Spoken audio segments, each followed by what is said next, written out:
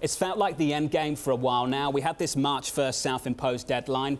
It's come and gone. Just exactly what have the Chinese done to secure the extra time from the United States? What are the concessions that you've secured? You know, point of fact, we never had a deadline. Just want to make that point. We never had a deadline. What we need, and this came out yesterday in the Oval Office, and it's been well reported, we need a great trade deal for the United States, one which hopefully works for China. We need a great trade deal, and then when we get that deal, and we've come a long way, as the president characterized yesterday, the talks this week, which are still going on, they're still talking this morning, by the way. These are productive talks. These are talks that are, moving the ball in the right direction. We're making hay on this. President also indicated correctly that we have been satisfied on a number of issues. We've come further than we thought we would get. And I salute my Chinese counterparts as well for doing this. So we're moving towards it. We're not done yet. We have some issues to get through. It's not so much timing, it's making a good deal. That's the key point. Well, let's talk about the sticking points, the fate of the existing tariffs and the enforcement mechanism. You said we made progress. Have we made progress on those issues? And define how, Larry, if you can. I don't want to get into specifics. It's not my role right now, particularly because the negotiations are ongoing.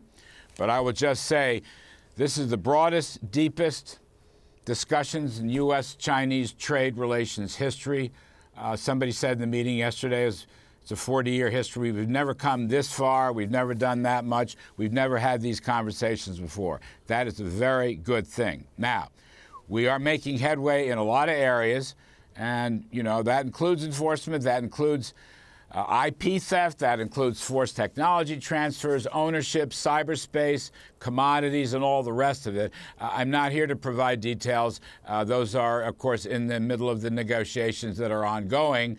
But we've come further and farther than ever before. It's a point the president made. I think it's a very important point. Well, the talks are ongoing, Larry. Are they going through the weekend?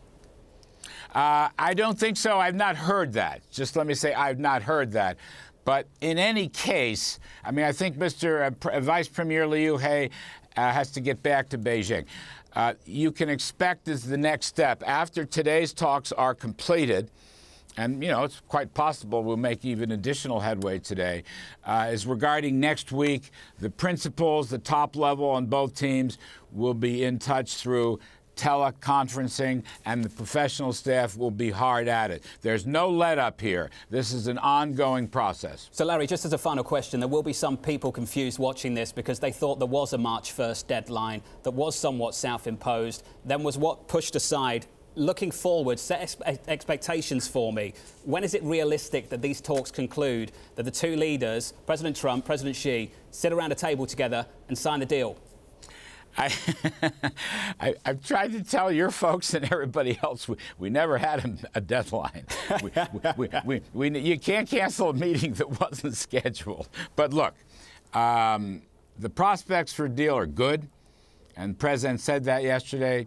Vice Premier Liu He said the same thing. That's terribly, terribly important. The trick here is to get a good U.S.-China trade deal that covers the key areas and that is enforceable. That is the trick. Once we get, if we get a good, president characterizes as a great trade deal, then the two leaders will hold some kind of summit and sign it. But the key point is the substance, and we're working on the substance, and we're getting closer. We're making headway. It's very productive. I don't know how many ways to say that. It's never been timetable driven.